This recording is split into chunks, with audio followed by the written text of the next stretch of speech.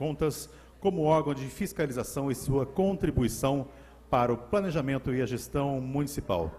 E convidamos à composição desta mesa diretora, excelentíssimo senhor governador Luiz Antônio Fleury Filho.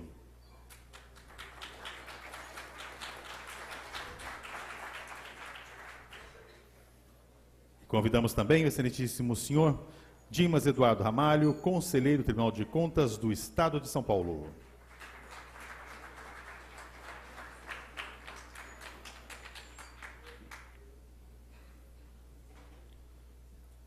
Com a palavra, senhoras e senhores, o senhor governador Luiz Antônio Fleury Filho.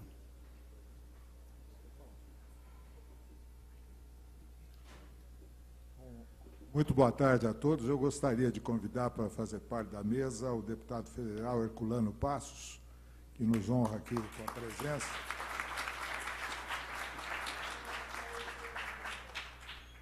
Bem, minhas amigas, meus amigos, muito boa tarde. Uma satisfação estar aqui presente nesse curso. Eu queria agradecer exatamente ao Instituto Paulista de Gestão Municipal pelo convite e principalmente pela iniciativa. Eu acho que é de capital importância que nós tenhamos cada vez mais a capacitação dos entes públicos para que tenham uma gestão cada vez melhor. E nada mais adequado para isso do que palestras dessa natureza, cursos dessa natureza. Então, eu queria cumprimentá-los pela iniciativa. E sem mais, gostaria de simplesmente apresentar, como se fosse preciso, o nosso conselheiro Dimas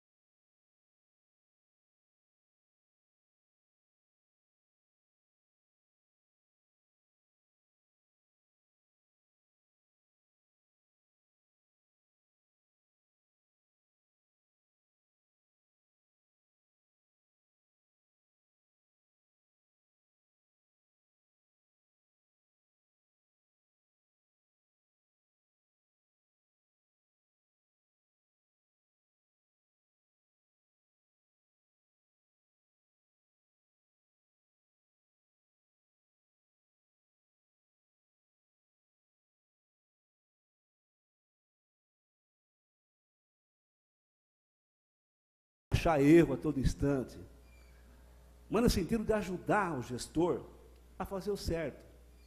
E aí, é fundamental que tenha uma boa assessoria. Eu, quando vou assinar um processo no tribunal, eu consulto os assessores procuradores. Olha, o que você acha disso? O que você acha daquilo ali? Por quê? Porque você tem que ter uma certeza jurídica, uma opinião jurídica. É engraçado a vida, governador Fleury. A pessoa vai no médico e fala, está com um problema assim. O que ele fala? Vou procurar uma segunda opinião. Lá não, lá o cara... Por que o gestor não pode também ter a possibilidade de consultar pessoas para tirar dúvida?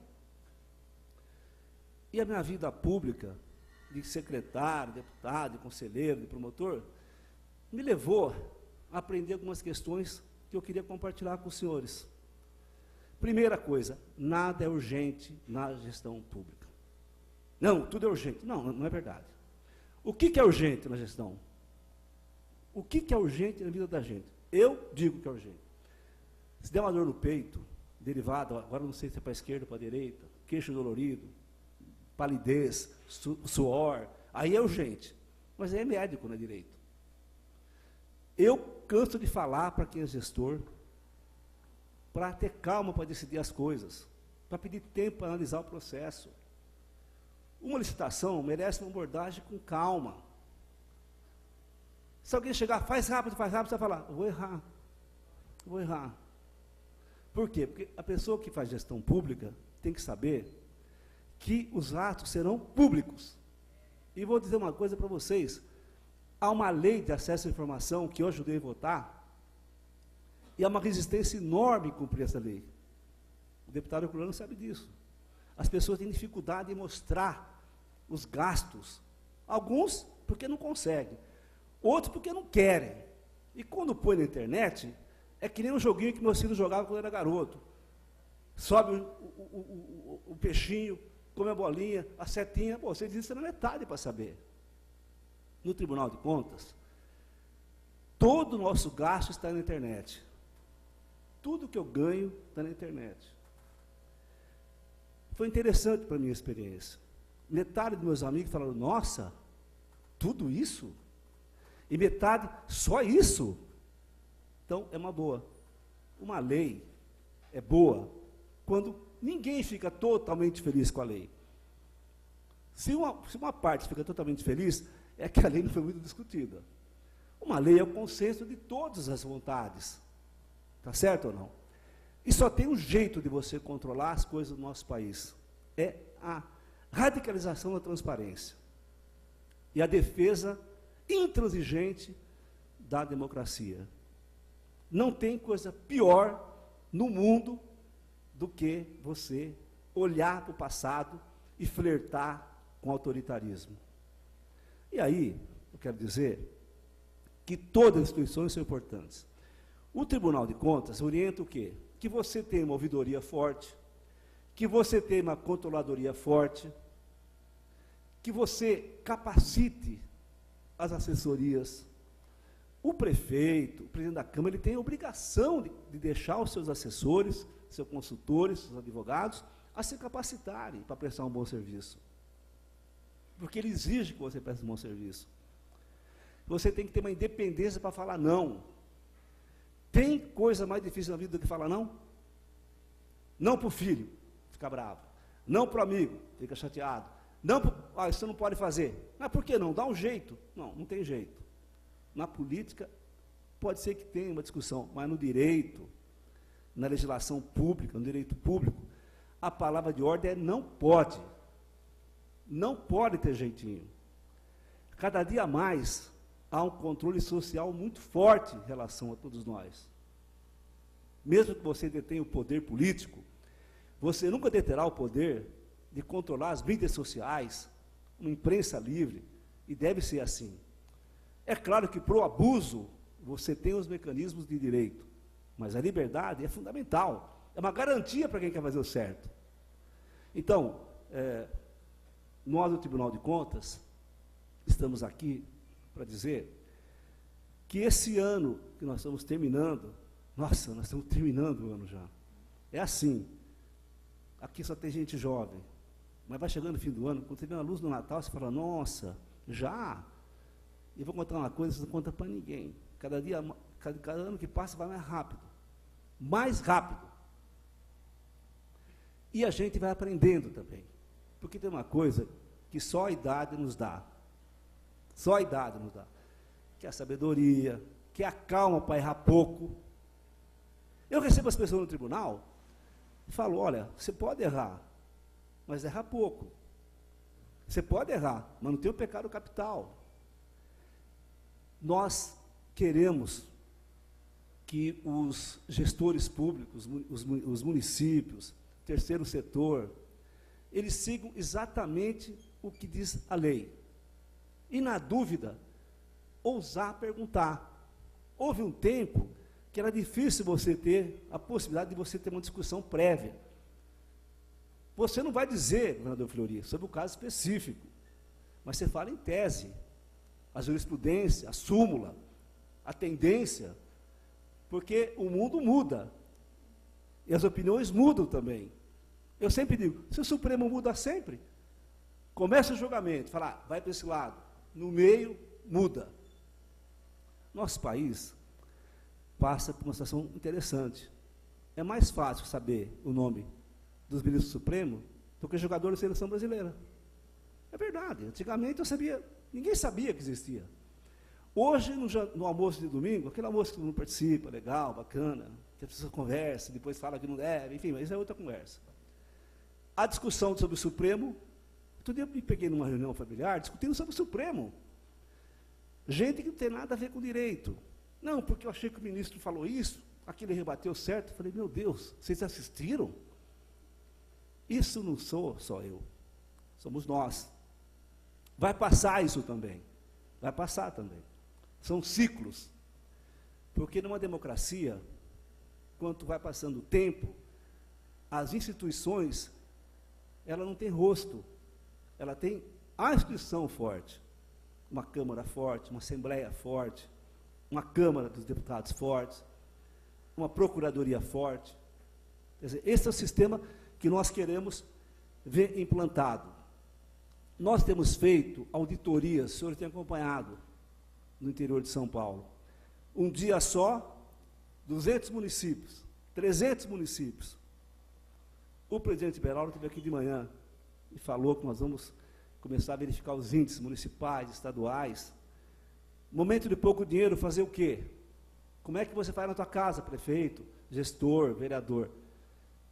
Faça como se faz na tua casa. Economia dura, o domingo está cortado à noite de jantar. O carro vai trocar, esse ano não. Gasta o que tem.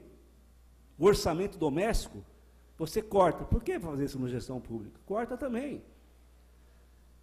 E, nessas auditorias, eu queria dizer para vocês, ainda eu vejo todo dia erros crassos. Erros até, vou falar uma palavra difícil, ridículos.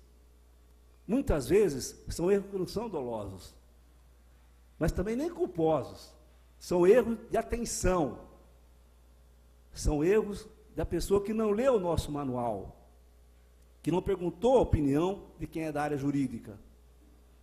São erros de pessoas que querem forçar um pouquinho, como se fosse possível no direito, você forçar um pouquinho. Ah, vamos fazer, se passar, passa. Não passa. Eu vou dizer para você, não passa. Então, nós estamos numa fase hoje que todas as verdades mudam todo dia. Toda verdade muda todo dia. E, como tem aquela tese da pós-verdade, a pessoa posta uma coisa no Facebook, no Instagram, no Twitter, pronto, isso é verdade. Tem buraco de rua de município que não é naquele município. E a pessoa, pá, compartilha. Eu falo, mas não é aí. Ah, foi sem querer, mas já foi para o mundo. Entendeu? Então, esse cuidado devemos tomar. O Tribunal de Contas quer ser parceiro das administrações. O dia todo aqui, houve uma discussão profunda de vários temas. Muitos temas. Quem veio aqui e ouviu os professores, os advogados, sabe o que eu estou falando. Quer dizer, é voltar para o município, voltar para a sua base e pensar o que aconteceu aqui, para que a gente possa aproveitar um encontro como esse. Esse ano, seguramente, eu falei em muitos lugares. E conto sempre passagens que se repetem. Nós sempre orientamos que se faça concurso público, os senhores sabem, faça concurso, que a Procuradoria tenha acesso, que você possa fazer uma boa assessoria. E aí eu conto a história, que vocês estão cansados de ouvir, e que me perguntaram hoje se era verdade, eu vou repetir, não vou falar o nome porque também, de novo, vão processar. Pode processar, fazer o quê? Uma mais, uma menos? Que é a questão daquele prefeito que fez o concurso e ele passou. Vocês sabem a história, vocês sabem a história. O prefeito foi lá, não, tem que fazer um concurso. Não, é isso mesmo. Artigo 37. Pô, você sabe? Claro, tá bom. Farei o concurso. Fez o concurso. Quem passou? Ele. Mas não pode. Mas eu estudei. Não, mas isso não é questão de estudar. Uma cidade do porte da tua, como é que você passou? Não, eu não passei, eu passei em terceiro lugar. Mas e os outros dois? Abriram mão para mim. Daí eu falei o seguinte, se nem o senhor acredita, você acha que eu vou acreditar? Mas aconteceu. Isso acontece todos os dias, tá certo? São questões que você, potencializa para a pessoa falar, não é possível. Não, é possível sim, acontece, tá certo? Agora, a gente alerta para que não faça isso. Então, o que eu gostaria de falar para os senhores, aqui nesse encontro, é que participe sempre das atividades do Tribunal de Contas. Nós temos 21 regionais. Pergunte para os nossos regionais. Acesse a nossa escola de contas. Acesse a nossa escola de contas. Façam cursos conosco. Nós temos apostilas. Quem quiser falar comigo, você vem para São Paulo, é uma honra receber. Mas eu faço audiência por Skype. Muitas. A pessoa liga, marca e fala comigo. Com o advogado perto, que é importante para orientação, procurador perto, porque na dúvida você pode ajudar, evitar que tenha uma ocorrência que depois vai trazer problemas. Eu não vim aqui para dar conselho para ninguém. Eu sou conselheiro, mas eu não estou evitando dar conselho. Eu estou dando sugestões de quem viveu dos três lados, como promotor, Fleury foi. Eu vivi como deputado estadual federal, como secretário de Estado do município, e sou filho de prefeito. Então, de criança, eu senti o que é fazer atividade política. Quando eu falei para o meu pai, olha, eu acho que eu vou pensando em estar na política, tal, ele falou, não, mas o que é isso? Mas o senhor entrou, na época eu falava senhor, papai, na época. Eu falei, mas você não devia. Quando eu cresci no Ministério Público, eu falei, escapou, tá certo? Eu dei o tempo e entrei na política. Mas a experiência que eu trago é essa. Nada é urgente, diga não, procure a segunda opinião, veja a jurisprudência e veja os casos concretos. Os casos concretos. Esse ano no Tribunal de Contas, teve alguma coisa diferente do que os 4 anos que eu estou lá? Nenhuma diferente. Os erros são os mesmos. Modifica uma vírgula, diferente a interpretação, mas cada caso é um caso diferente e igual. Não teve uma tese nova. Eu estou com umas propostas diferentes, no artigo 42, que o senhor sabe, falando que tem que entender melhor a aplicação do dinheiro, encarando melhor a questão do déficit de pessoa, analisar a situação do contrato de uma prefeitura, como é que o prefeito pegou aquela administração, se ele elaborou esforço para diminuir o déficit, se ele fez o concurso, se ele não fabricou emergência, se ele fez o certo, você tem que olhar para esse lado também.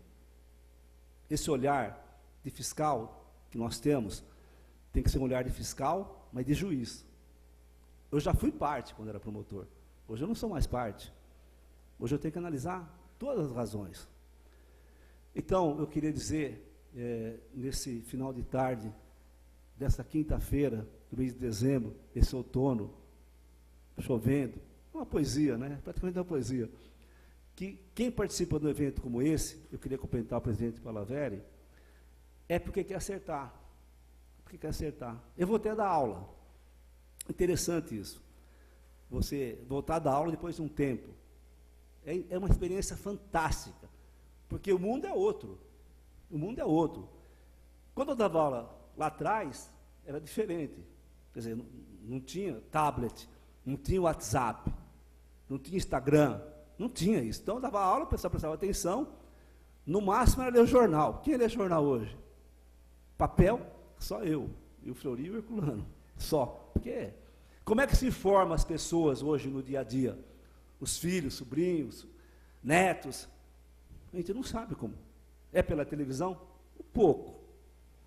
A pessoa se informa hoje, pelo aparelho dela, o que ela quer ouvir, o que ela tira para se inteirar. É outro mundo hoje. É outro mundo. Pode dizer uma linguagem que vão entender, é outra vibe. É diferente. É diferente. Você viu que deu tal jornal? Que jornal é esse? É assim. Você viu na televisão que falou? Não assisto televisão. Mas como não? Não, está aqui, ó. Vou pegar a matéria que me interessa, é essa. Então a pessoa se informa diferente. Saber chegar nesse público é um desafio muito grande. Nós fizemos o gibi da Mônica. Vocês tiveram, quem teve conhecimento, acho que viu o que nós fizemos. Era a Mônica e o Cebolinha discutindo como é que era o gasto público. Bom, distribuímos 300 mil gibis. Eu fui em várias escolas, dava para o aluno, de primeiro grau, ele levava na casa, discutia com o pai. Foi uma coisa fantástica, porque a solução é por eles que estão chegando, não por nós. Eles estão crescendo pela educação, cobrando, respeitando, tá certo? Então, chegar nessa informação, saber informar as pessoas, como me comunicar com quem está começando a crescer agora, é um desafio. E vou comunicar como? Como é que o tribunal se comunica? Bom, o WhatsApp. Nós estamos fazendo intimações pelo WhatsApp. Está certo ou não? Por quê? Ah, mas só WhatsApp? Não, pelos normais, mas quem quiser receber, WhatsApp. A pessoa vai ver. Há um vício, que todos nós somos, o que é? É mexer no WhatsApp. Vocês sabem. Se meu celular estivesse aqui, eu estava olhando para ele já com abstinência. Por isso eu desligo. Tá certo? Porque é assim a vida. Da aula, volto a repetir. Todo dia eu comecei a dar aula e tal, todo mundo mexendo ali no tablet, no WhatsApp, falei, pô, e aí? Presta atenção. Não, estou pescando, você está falando a verdade, professor. Vai falar o quê para ele? Dá certo. É online as respostas. Nós queremos ser ferramenta de transformação, de ajuda. Quando a pessoa errar muito, será punido. Eu não vou falar o município, porque senão vai dar outro problema. Eu disputei política, vocês sabem. Pode ser neutro na política? Não, não pode. Isso até é bíblico, né? Ou é quente, ou é frio. Morno, não dá. Eu era um adversário difícil. E uma cidade X, que eu não vou falar aqui, eu fui duro adversário do prefeito, porque ele nunca me apoiou. Sempre foi outro, mas com todo respeito. E ele foi duro comigo também. Uma vez ficou de apoiar e não apoiou. Tudo bem, passou o tempo, eu virei conselheiro. Primeiro processo, quem que era o processo de quem? Dele. Chegou para mim na minha mesa, falei, não. O coração falava uma coisa, e a mente e a razão outra. O que aconteceu? Aprovadas as contas. Claro. E ele queria falar comigo sempre. Eu não, agora não. Aprovou as contas, depois recebi. Aí chegou lá, sentou, aquele papo, né? Café, água, Palmeiras, Ferroviária, Cátia, não sei o quê. Até que chegou naquele assunto. Pois você veio, aquela vez eu não lembro mais. Claro que eu lembrava, estava aqui, ó, estava aqui. Né? Não, sabe o que é? Eu fiquei de apoiá-lo, não apoiei, mas já passou. Eu falei, prefeito, eu vou dizer uma coisa para você. Você teve a conta aprovada porque era certo. Se fosse errado, seria desaprovado. Isso para mim foi importante, para ele também foi importante. Porque quando ele vai, fala isso, conta essa história. Na próxima reunião daqui um ano, eu vou contar quem é. Aqui. Vou dar o nome. Já passou mais um tempo, tá certo? Vou contar. Porque ele achou o seguinte, quando caiu na minha mão, ele falou, ele vai lembrar daquela eleição. Vai lembrar. Que no palanque eu falei que ele não merecia voto. Bom, pois bem, foi o justo. E só tem um caminho para o nosso país, para as gestões, para o advogado, para o procurador, para o promotor, para o juiz, é ser justo. Minha avó, que não teve o segundo grau, que que sabia costurar muito bem, ela falava para mim: Dimas, o certo é certo e o errado é errado. Tem coisa mais importante que isso? Falava: avó, como é que eu sei que é isso? Você sabe que é certo e que é errado. Então, eu digo para vocês até hoje, na dúvida, quando você estiver naquela dúvida cruel, um parecer, uma decisão, você lembra o seguinte: o certo é certo, o errado é errado. A tua consciência vai dizer o que é certo e o que é errado. E não faça errado, porque todos nós saberemos. Por fim, o Brasil de hoje está um país estranho. Todo mundo quer ser melhor que o outro. Todo mundo quer achar culpado sempre. Eu vim do Ministério Público, mas tem uma coisa na Constituição brasileira, que é a presunção da inocência e o direito à ampla defesa. Então, nós só sobreviveremos nesse nosso país se nós respeitarmos a nossa Constituição Federal. A luta política, o ano que vem, vai se dar, mas até lá, o Tribunal de Contas vai continuar orientando, julgando, absolvendo, dando parecer, multando e dando chance para explicação. Essa é a nossa tarefa. Nós não somos melhores nem piores que os outros. Nós somos partícipes dessa história. Ter essa consciência da transitoriedade e da possibilidade de agir, interagir com outras instituições, acho que é o primeiro caminho para não errar. Esse é o gibizinho da Mônica. Depois eu vou distribuir aí. Vocês não imaginam a repercussão que deu. Crianças falando para mim: a merenda é um direito nosso. Nossa, meu pai paga imposto, portanto, a escola tem que ser boa. Falei: isso mesmo. Fala para ele reivindicar. Fala para ele pedir asfalto. Fala para ele ter os direitos dele. E os prefeitos que estão nos assistindo, eu vou repetir uma coisa: menos pedra fundamental, prefeitos. Menos inaugurações. O Brasil e os municípios exigem o quê? Efetividade. Ninguém suporta mais aquele jogo escravo de Jó. Joga para cá, joga para lá. Não. É objetividade. Gasto certo, dinheiro bem colocado. É isso que o povo pede. É isso que nós pedimos. Eu quero comentar mais uma vez o Instituto pela promoção desse evento. Quero dizer e convidar todos que aqui estão que nos visitem no tribunal, para que possa conhecer nosso trabalho, interagir conosco. Sugestão como melhorar, como comunicar com as pessoas, cartilhas, televisão, sessões online, Skype, enfim, tudo que for possível nós faremos. Nós queremos ser transparentes. Erramos, mas queremos ser transparentes. Quem quiser caminhar por aí, terá nosso apoio, terá nossa ajuda. As eleições ocorrem de 2 em 2 anos, pessoal. E quem é prefeito hoje, amanhã não vai ser mais. Quem faz política tem uma grave mania, Flori, Herculano, de achar que vai ficar para sempre. É verdade. Eu sei que não acontece no estado de vocês. Outro dia eu falei com uma pessoa importante, muito importante, mas muito importante. Não é que ela achava que era Deus, ela tinha certeza que era Deus. E falava para mim, de uma forma assim, me dando uma lição de vida. Eu falei: meu Deus, como ele sabe errado, como ele não sabe nada. Daqui um ano ele está fora.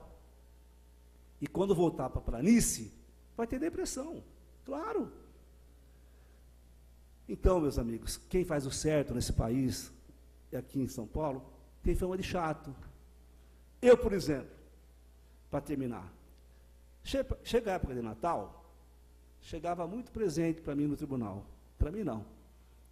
Para secretário, deputado. Eu cheguei no tribunal, primeiro ano, tinha lá um monte de cesta de Natal, grande.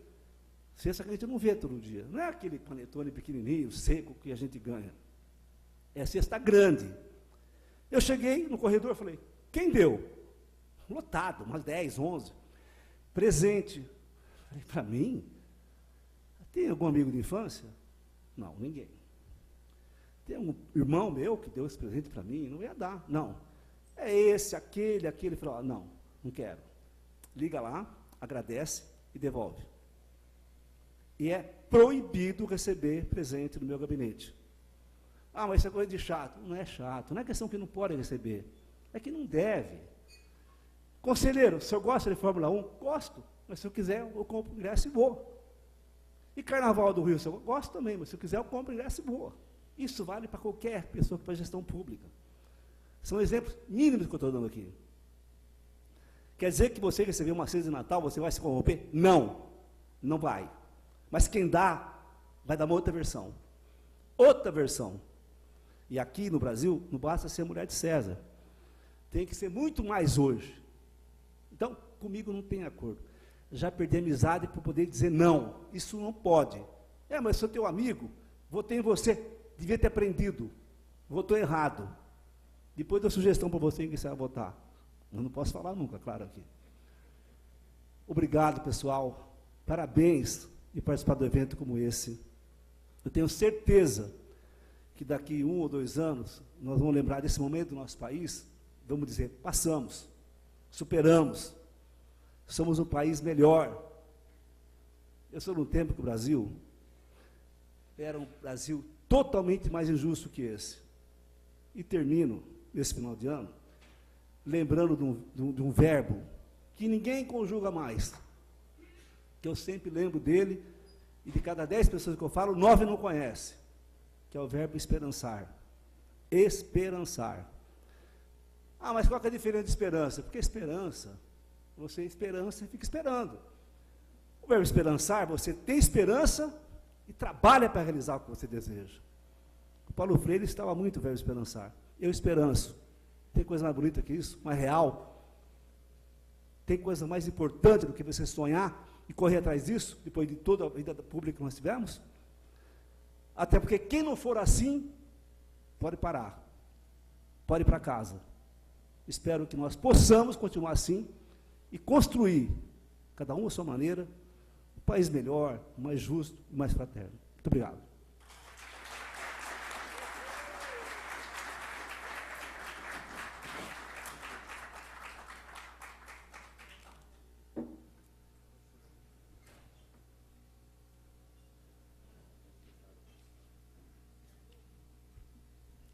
Bom, meus amigos, depois dessa palestra feita pelo Dimas, resta muito pouca coisa a falar, né? Mas eu gostaria de fazer algumas observações, a começar pela cartilha, viu, Dimas? Essa cartilha do Maurício de Souza traz uma ênfase muito grande a uma figura que chama Dorinha, que é uma deficiente visual. E a Dorinha é inspirada na figura da Dorina Noil, que foi a primeira professora cega formada no estado de São Paulo. Ela ficou cega aos 17 anos, nunca mais recuperou a visão, e o Maurício criou essa personagem. E hoje existe uma fundação, que é a Fundação Dorina Noil, que é presidida, cujo conselho é presidido pela minha mulher, a Ica Fleury, e que se dedica exatamente à inclusão social das pessoas com deficiência visual. Então, dei uma folheada rápida aí, e a Dorinha, na cartilha, ela sem enxergar, via tudo. E a Dorina era assim. Eu tive a ventura de conhecer a Dorina Noil, e ela era uma figura realmente extraordinária. Também uma outra observação, tenho o maior respeito por todos aqueles que exercem cargo público, maior respeito. Ninguém chega a exercer um cargo público sem o apoio popular, e isso me basta para respeitar a pessoa. Nós vimos ontem, o Dimas frisou muito bem, que o Tiririca fez uma manifestação. Primeira delas. Tenho o maior respeito pelo Tiririca como artista popular e vejo uma semelhança muito grande entre as duas notícias de ontem, dele e do Trump. Talvez os dois exerçam a mesma função de artista popular. né? Porque nós temos aí um presidente americano brincando com a estabilidade mundial. Não pelo fato de ontem, mas por todas as atitudes que ele tem se bastado, tem feito, vamos dizer assim. Mas é importante para a gente mostrar que, no caso do Trump e do ditador na Coreia do Norte, nós vamos ter os dois brigando o tempo inteiro, porque a hora que um parar de brigar, o outro desaparece. E para os dois interessa essa briga, para os dois interessa essa contenda. Mas eu não vim aqui para falar disso, eu vim aqui para falar de Tribunal de Contas. Quero dizer para vocês, eu fui deputado 8 anos, boa parte desses 8 anos nós tivemos juntos, né? Acho que os 8 anos, né? Os 8 anos na Comissão de Constituição e Justiça da Câmara, e sempre aparecia um projeto para acabar com os tribunais de contas. Isso era recorrente. Chegava um deputado, geralmente do PT, e apresentava um projeto para acabar com os tribunais de contas e substituir o Tribunal de Contas. E eu sempre me posicionei contra, como o Dimas também. E por quê? Porque qual era a alternativa que era proposta? Não, ao invés de nós termos um Tribunal de Contas, basta que nós tenhamos auditorias independentes. Uma auditoria independente que fizesse análise dos municípios. O Dimas colocou aqui algo que me parece fundamental. O papel fundamental do Tribunal de Contas é entender as dificuldades que os prefeitos, os vereadores, os presidentes de Câmara vivem e dar a eles a orientação. E auditoria nenhuma dá uma orientação política. É uma política no sentido mais amplo da palavra polis, no sentido mais amplo do que é a grande política, que é a política como instrumento de plena realização social. Esse é o principal papel do Tribunal de Contas. Substituir por uma auditoria, nós teríamos lá um parecer do auditor, dizendo, olha, você errou aquela vírgula, ou a conta está errada, ou você deixou de multiplicar por 2 quando devia multiplicar por 2, e assim por diante, mas não teria essa característica fundamental, essa sensibilidade que o Tribunal de Contas sempre apresenta. Outros criticam a forma de escolha. Não, tem que ser todo mundo concursado, tem que fazer um concurso para ser conselheiro do Tribunal de Contas. Essa é outra crítica. Mas aí nós estamos assistindo hoje no Brasil uma discussão muito mais profunda do que parece, são dois poderes que estão se degladiando, que de um lado você tem o poder político, do outro lado o poder concursado. Passar num concurso não significa ser Deus. Passar no concurso significa que a pessoa conseguiu ultrapassar uma barreira. Eu fui concursado a minha vida inteira, eu fui oficial da Polícia Militar por concurso, eu fui promotor de justiça por concurso, o Dimas é promotor de justiça por concurso. Mas nem por isso nós achamos que quem não é concursado não tem valor. Então não é o concurso que vai dar ao conselheiro a condição dele exercer a sua função. Critica-se dizendo, não, é o governador quem nomeia, ou é o presidente da República quem nomeia. Mas as indicações não são totalmente do governador. O poder concursado está representado nos tribunais de contas pelos conselheiros que foram auditores e que são nomeados em lista tríplice que o próprio tribunal elabora.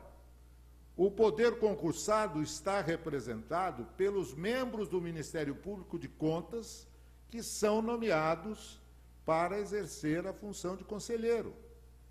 Então, é uma falácia, é uma mentira, é uma transformação da realidade dizer que a forma de escolha não é correta. E São Paulo dá o exemplo nisso. Se outros estados não se toma cuidado com as pessoas que são indicadas, aqui, por exemplo, nós temos nomes indicados, são 7. Um é indicado pelo governador, um é indicado entre os auditores, um é indicado entre os membros do Ministério Público, depois nós temos a Assembleia indicando. Então, essa história de dizer, não, tem que ser concursado. O concurso não é vacina contra qualquer abuso que possa ser praticado. Vejam, por exemplo, os funcionários que deram início à Lava Jato eram todos concursados à Petrobras. Todos eles. Todos funcionários de carreira da Petrobras. O Paulo Sérgio,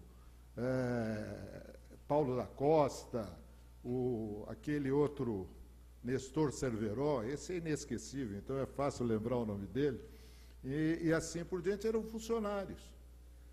O concurso público não é garantia de isenção, o concurso público não é garantia, simplesmente é um obstáculo, sim, mas não quer dizer que todo concursado seja absolutamente bom e todo não concursado seja absolutamente ruim. Não. Eu acho que o melhor critério que existe é o que está na Constituição. Eu defendo um modelo de Tribunal de Contas exatamente do jeito que ele é hoje. Não mudaria uma vírgula, porque tem dado bons resultados. E, para orgulho nosso, o Tribunal de São Paulo é referência no Brasil inteiro. É um tribunal inovador.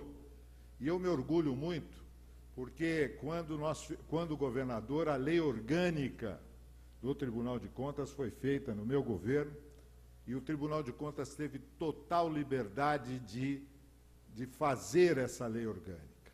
Até então, não existia a possibilidade do exame prévio de edital. O exame prévio de edital nasceu com a lei orgânica do Ministério Público de São Paulo, depois que o Tribunal de Contas da União veio a adotar e outros tribunais no Brasil inteiro. As inovações de hoje, com o controle da execução dos contratos, com todas as novidades que foram implantadas recentemente, mostram que o Tribunal de Contas de São Paulo é realmente um tribunal avançado, com ideias sempre atuais, novas, olhando sempre para o futuro, vendo os novos instrumentos que nós temos hoje à disposição para a fiscalização, e é por isso que isso também decorre do seguinte: de uma forma, eu diria, absoluta, nos últimos tempos, e mesmo antes, sempre houve uma cautela muito grande por parte dos governadores na nomeação dos conselheiros. Sempre houve. Eu me orgulho de ter nomeado 4 conselheiros. E, depois disso, o Dimas acabou de falar de 3 conselheiros recentemente nomeados. A Cristiana, o próprio Dimas e o Beraldo, né? Quer dizer, eu tive a oportunidade de nomear o Fúvio Biasi, Cláudio Alvarenga, Renato Martins Costa e o Edgar Rodrigues, e são todos eles expoentes, gente da melhor qualidade, gente que pensa principalmente na coisa pública, que está preocupado com a gestão, não está preocupado com nada além de exercer a sua atividade da melhor forma possível. Então, São Paulo tem uma tradição quanto a isso. E é uma tradição de um tribunal de um lado, extremamente rigoroso para fazer cumprir a lei, mas, ao mesmo tempo, extremamente aberto às conversas e à interpretação da lei. Mas, nesse momento em que já está se findando o primeiro ano de mandato, e também dado ao adiantado da hora, Eu colecionei aqui algumas observações que são importantes, se já falaram para vocês, eu vou repetir porque isso tem que ficar gravado sempre, sempre na cabeça dos administradores e daqueles que exercem função pública. Nós, primeiro, hoje em dia, cada vez mais se exige transparência absoluta. Com os meios de comunicação que nós temos hoje, o administrador que pensa que ele vai fazer alguma coisa e que isso não vai aparecer em algum lugar, sempre haverá uma câmera, sempre haverá um WhatsApp, sempre haverá alguém que vai revelar e vai publicar essa eventual irregularidade. Então, na política, tem um princípio que é o seguinte: tudo que você tem que explicar é melhor não fazer. Tudo. Se você tem que explicar alguma coisa, melhor não fazer.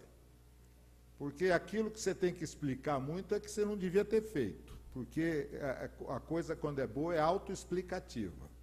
Tá? Então, esse é um princípio que a gente tem que guardar e não esquecer. Não se faz aquilo que tem que explicar depois. Tá? E essa transparência tem que ser a maior possível. Portal de transparência, usar os meios de comunicação. Eu não tenho mídia social, tá? Não tenho, eu sou um homem ainda de ler jornal, como diz o Dimas, né? E como eu não tenho pretensão de ser candidato a nada, só de ser um bom advogado, eu não tenho essa preocupação com mídias sociais, mas uso o WhatsApp. E tem vários prefeitos que me mandam WhatsApp: olha, inaugurei uma cadeira nova na sala de aula, ontem nós vacinamos 10 pessoas. Eu não vejo exagero nenhum nisso, eu acho que tem que mostrar mesmo o que está sendo feito. Mas não é só isso. Nós não podemos entrar naquela que já derrubou um ministro de Estado, que disse: o que é bom a gente divulga, o que é ruim a gente esconde. Não adianta, hoje não existe mais essa possibilidade, porque os meios de comunicação são tão amplos que cada pessoa é um repórter. Eu vejo aqui o Fernando Martins, mas cada pessoa é um repórter, e que transmite para várias outras pessoas, e isso se espalha, e aí nós caímos na primeira premissa que eu disse: o que tem que ser explicado é melhor não fazer, né? Outra coisa, não basta você fazer um belíssimo edital, não basta. Não basta que a concorrência seja feita de uma forma absolutamente legal, completa. Hoje em dia tem que acompanhar a execução do contrato, não deixar para depois. Você tem seus órgãos de fiscalização, as medições que são feitas, se elas estão em ordem ou não estão em ordem, se está havendo eficiência nos contratos, porque é uma das grandes novidades que eu aplaudo no Tribunal de Contas. O Tribunal de Contas já está fazendo isso por iniciativa do Dimas, e agora se tornou permanente, faz o acompanhamento da execução. Não é apenas o contrato, a concorrência foi aprovada, o contrato foi aprovado, quando terminar o contrato nós vamos ver se deu certo. Não é mais assim. Então, tem que acompanhar a execução, tem que colocar gente da confiança do prefeito, inclusive, para ver se está em ordem. Confiar desconfiando. Confiar desconfiando. A questão dos cargos de confiança. Isso é tese institucional do Ministério Público. Tese institucional do Ministério Público. Você não pode ter... outro dia eu me deparei com um cliente que falou: olha, eu tenho vários eu tenho mais gente em cargo de confiança do que o número de funcionários efetivos da minha Câmara Municipal. E o tribunal está me condenando. Eu falei, o que você quer que eu faça? Está errado. Então, outra coisa, o cargo de confiança, a Constituição exige uma série de requisitos. Tem que obedecer isso, gente. Não adianta, senão o que vai acontecer?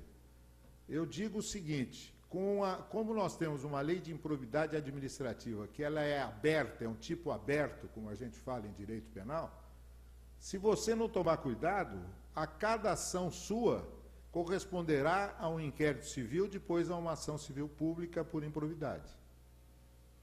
Então, tem que tomar cuidado.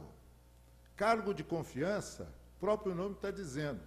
Quando eu assumi o governo do Estado de São Paulo tinha 12.100 cargos de confiança. Eu falei, eu não tenho tanta gente de confiança para nomear. É gente demais de confiança, né?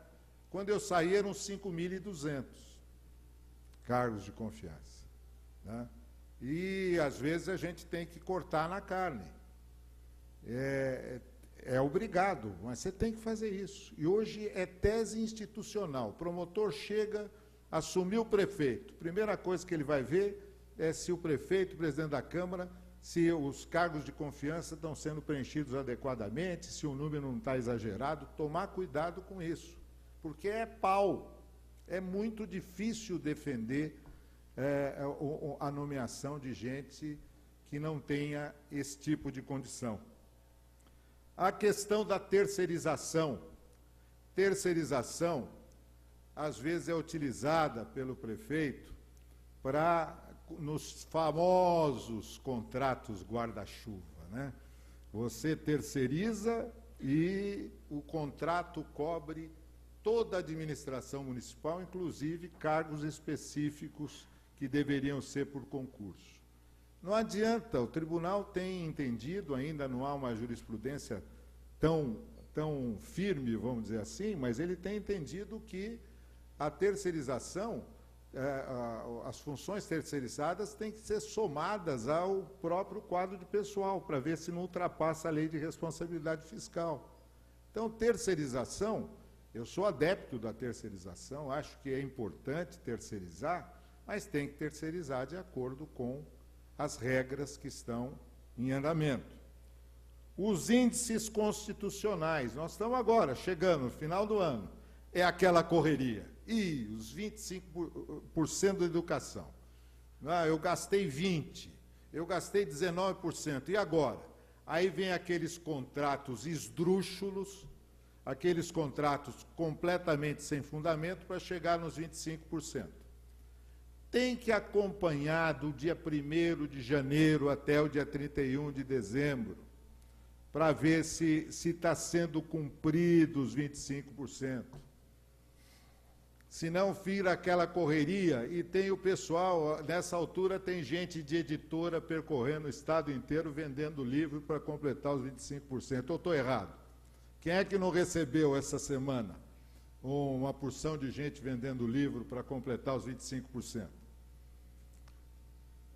E outra coisa, as verbas do Fundeb têm que ser empregadas de forma adequada, não adianta depois, entendeu? Não adianta depois, como o Dimas falou, é jurisprudência, é orientação do tribunal. Então, gente, tomar cuidado com isso, os erros se repetem. Os erros se repetem. A questão dos 15% da saúde, nem tanto, porque geralmente se gasta mais do que isso. Eu acho que o município é o maior prejudicado nessa questão das verbas de saúde. Mas também tomar cuidado para não deixar para a última hora. 15%. Precatórios. Precatório. Gente, se o precatório, o pagamento de precatório está no orçamento, não pagar, vai dar problema. Não adianta.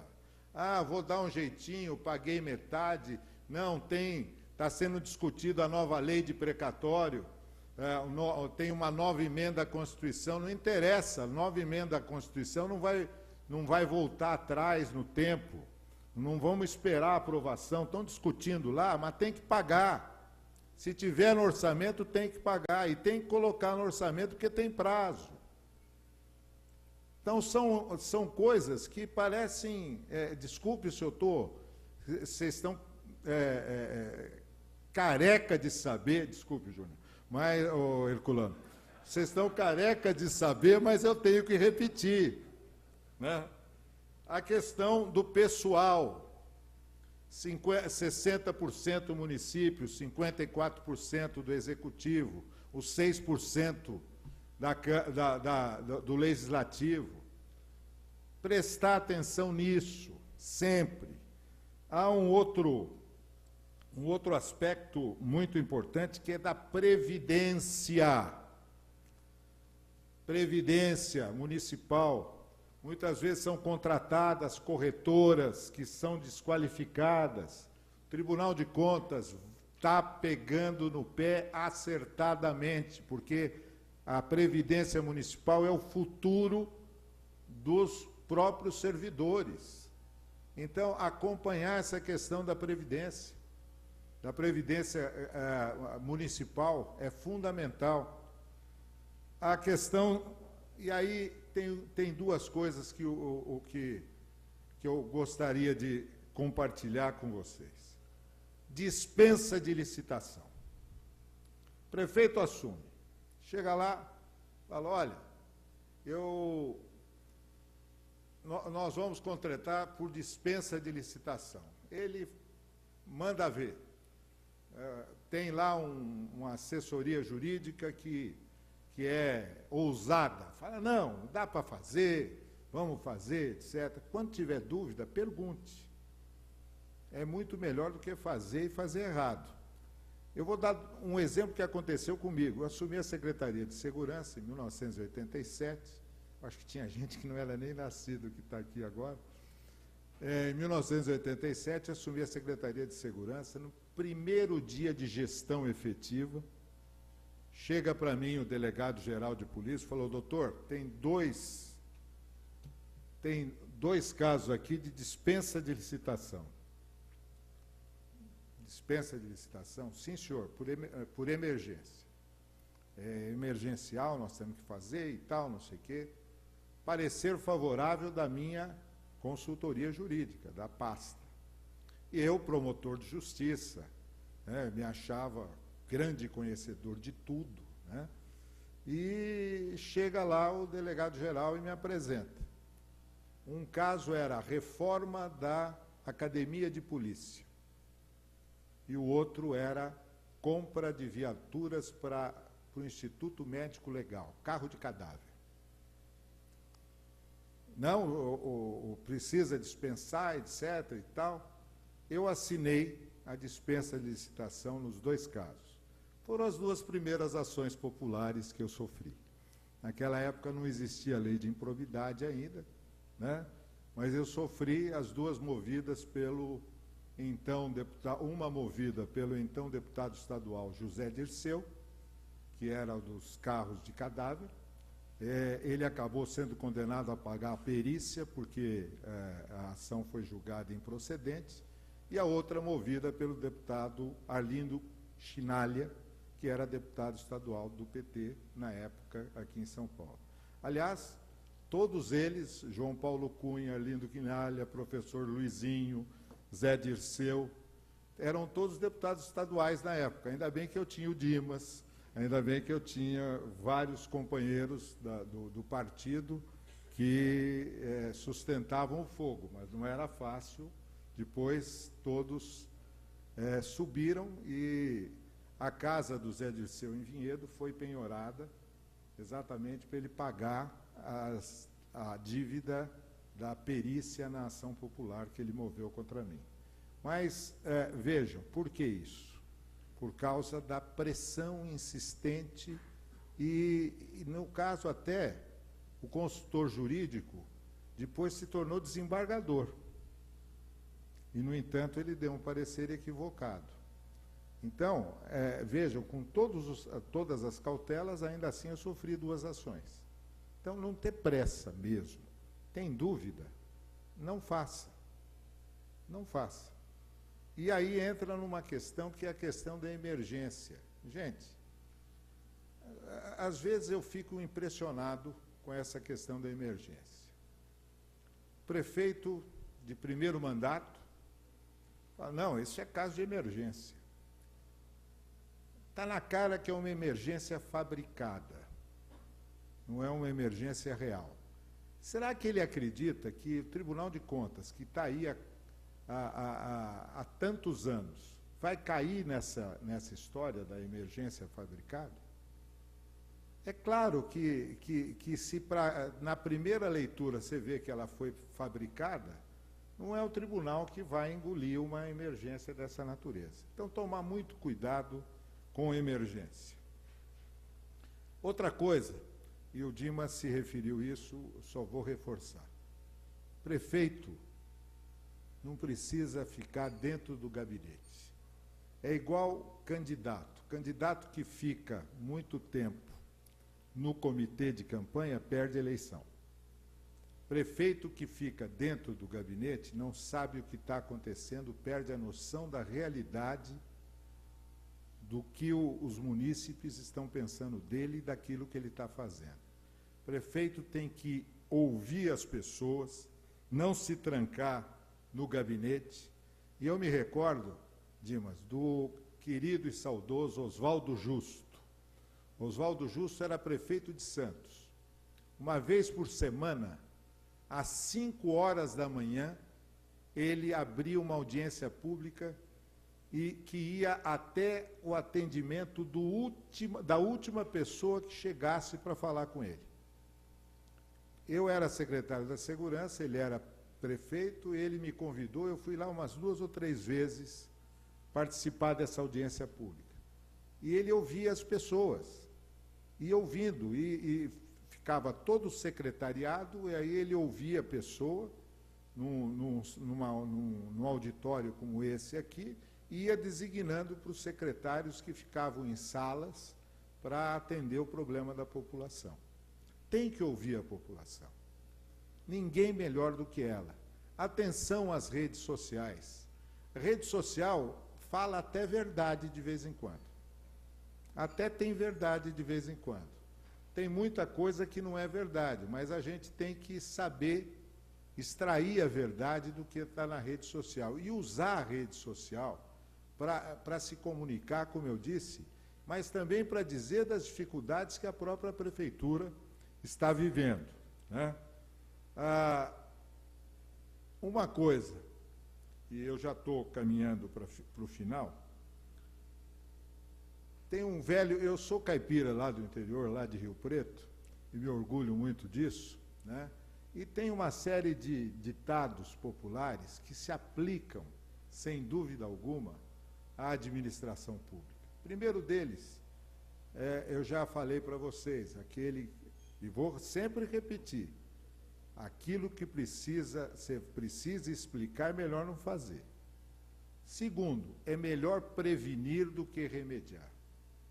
Então, tomem muito cuidado, antes de tomar uma posição, verifiquem com o jurídico, ouçam a opinião de pessoas, consultem o tribunal, enfim, é isso que tem que ser feito. É melhor prevenir do que remediar. Porque às vezes chega lá, como chegou outro dia, um caso, viu, Dimas, de um cliente que me procurou no escritório e que estava lá exatamente com essa questão que eu falei dos cargos de confiança.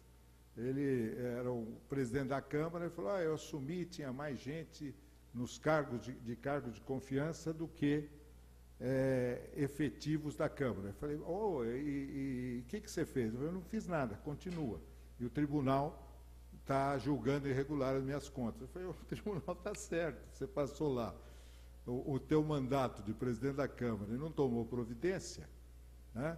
E não tem como defender, é impossível. E aí fica muito difícil remediar. Mas tem um outro ditado que me parece extremamente importante. Meu pai sempre dizia o seguinte, Não se briga com homem que usa saia. Deve-se evitar a briga com homem que usa saia. Juiz, padre, promotor. Quando eu falo padre, eu significa não apenas o padre, mas todos os religiosos de uma forma geral. A não ser que você tenha absoluta certeza da sua posição. Aí briga. Eu fui contratado por um prefeito que antes dele tomar posse, ele tomou 2 ações de improbidade. Antes de tomar posse. Tomou 2 ações de improbidade do Ministério Público. Aí, evidentemente, nós fizemos a defesa e o promotor foi afastado, né? Porque estava na cara que era uma briga pessoal. Mas o princípio básico é esse. Procurar manter uma boa relação com essas pessoas. Outro dia teve comigo também um prefeito que disse o seguinte: olha, eu tentei visitar o promotor. Ele disse que não, só ia me receber quando ele me chamasse. Ele quis marcar um café com o promotor, assumiu o cargo de prefeito, o promotor não o recebeu. Disse que quando ele quisesse falar com ele, que ele chamaria. Quer dizer, então aí entra um pouco do exagero que alguns setores do Ministério Público praticam, né? Agora, última observação, e já caminhamos para o encerramento. Há uma figura que eu sou absolutamente contrário, que é a reeleição. Quero dizer para vocês que o prefeito que se preocupa com a reeleição, ele não será um bom prefeito, em regra. O prefeito tem que se preocupar com a gestão pública. Se ele for um bom gestor, se ele fizer um bom governo, ele será reeleito.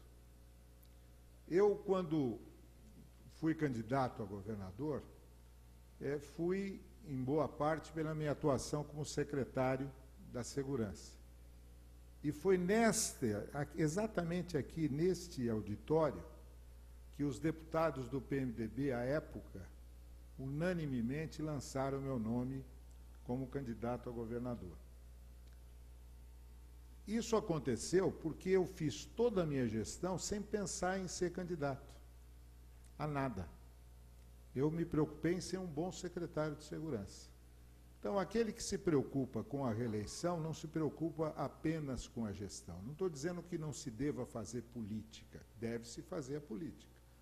Agora, em primeiro lugar, a melhor política que existe é uma boa gestão.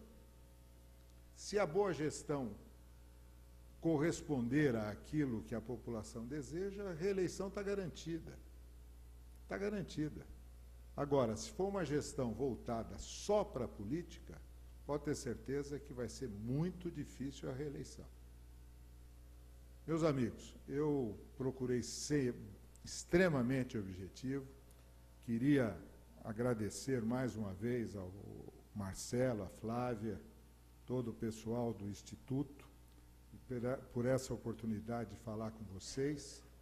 Vocês veem que não é verdade que político sem mandato fala mais do que a boca.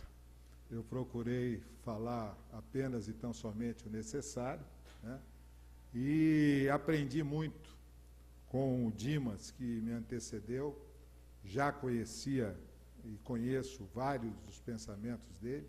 É um homem profundamente preocupado com o exercício da função pública.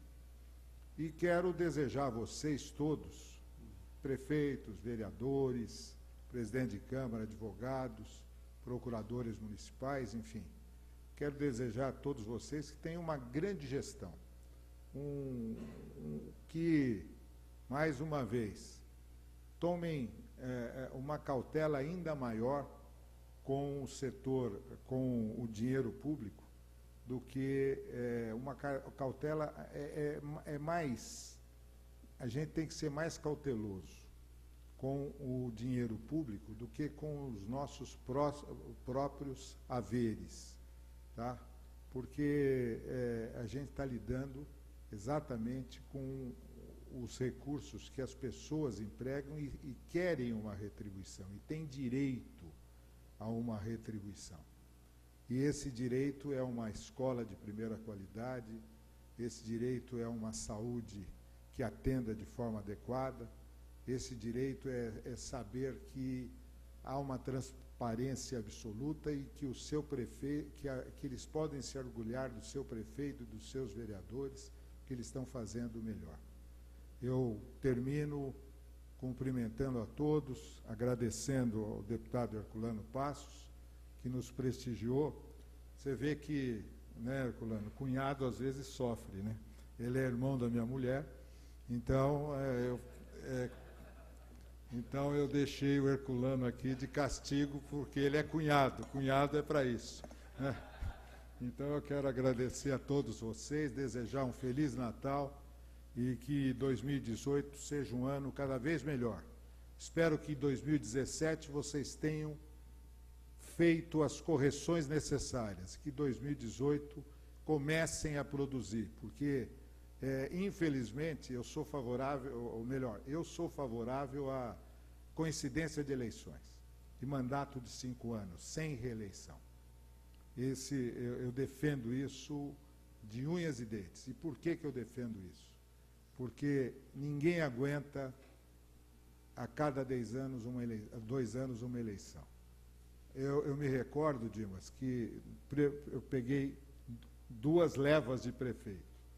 Quando eu assumi, o prefeito estava na metade do mandato, 2 últimos anos. Aí, naquela época, nós elegemos 384 prefeitos pelo PMDB e elegemos pelo PSD e pelo PTB elegemos mais cerca de 60 ou 70 prefeitos. E quando os prefeitos novos chegaram, todos diziam, não, o senhor fez pelo prefeito anterior, como se fosse um município diferente, né? E vocês têm agora, na verdade, um espaço curto de tempo. Vocês têm 2 anos para governar a partir de 2018, porque depois vocês já estão entrando numa nova campanha eleitoral. Então, que Deus abençoe a todos, que tenham um Feliz Natal e um 2018 com muitas alegrias e muito sucesso, porque o sucesso de vocês significa menos trabalho para o Tribunal de Contas e mais realização para São Paulo. Muito obrigado.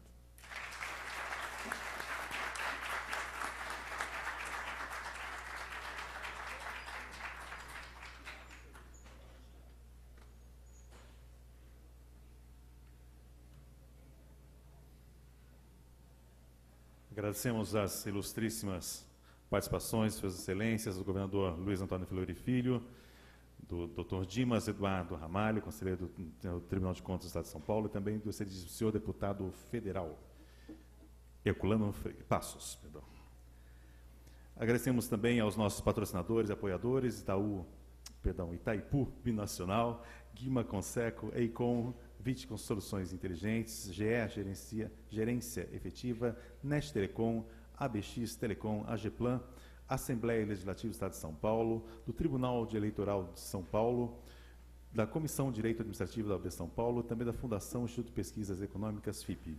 E com a licença do senhor coordenador deste evento, Marcelo Palaveri, e agradecendo todas as presenças, ilustríssimas presenças do dia, tivemos aqui os nossos expositores, todo o público em geral, anunciamos neste momento o encerramento deste evento, que versou sobre o primeiro ano de mandato, planejamento, perspectivas e riscos. A todos uma ótima noite, obrigado pela presença e pelo prestígio.